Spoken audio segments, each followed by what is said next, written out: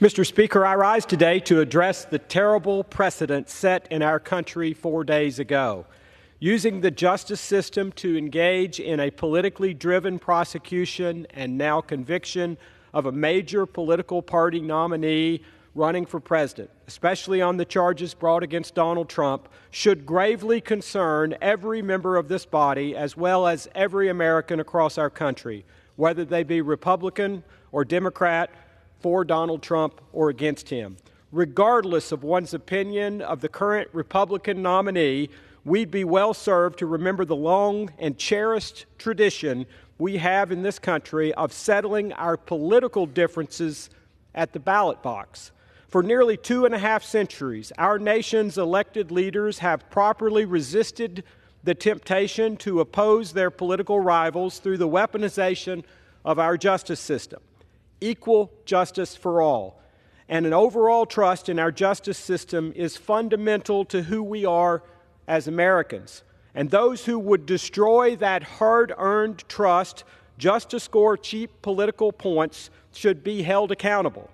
As an attorney, I can tell you that May 30th will be among the more infamous dates in American history. The facts behind these flimsy charges against President Trump were already examined by prosecutors nearly a decade ago, resulting in the conclusion that the facts did not support criminal charges. Last Friday's verdict was clearly the result of a prosecution in search of a crime.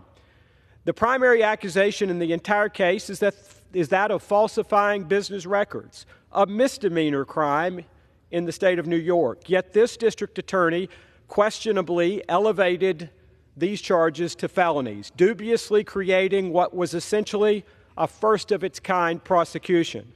For those not convinced Donald Trump's prosecution was driven by nefarious politics rather than the law, consider that the DA who brought these charges actually campaigned on, quote, getting President Trump. Also consider that the entire basis for this verdict is the testimony of a convicted felon found guilty of perjury who also admittedly stole money from the Trump organization. The same witness has since celebrated the verdict, even saying the verdict is, quote, exactly what America needs right now, close quote, and, quote, I would like him to feel what I felt, quote, close quote. Revenge seems to be the motive. We're hearing the quiet part out loud, Mr. Speaker. It's often said by my friends on the other side of the aisle that no one is above the law. I agree. But no one is below the law either. I hear from countless Tennesseans who are outraged not only by the lack of merit in this case, but also the timing. We are 6 months away from an election. They sense we have devolved into a two-tier justice system, and they want the madness to end. We must restore normal discourse in our country. Impeachment is a word used far too often in this body.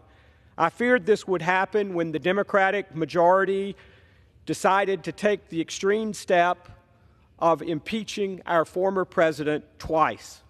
Now, a remedy provided by our founders and meant to be rare is becoming commonplace. We cannot allow the Department of Justice to be trivialized as well. Our founders envisioned the possibility that a president could be harassed by political opponents, which is why I continue to argue in favor of immunity for this type of prosecution.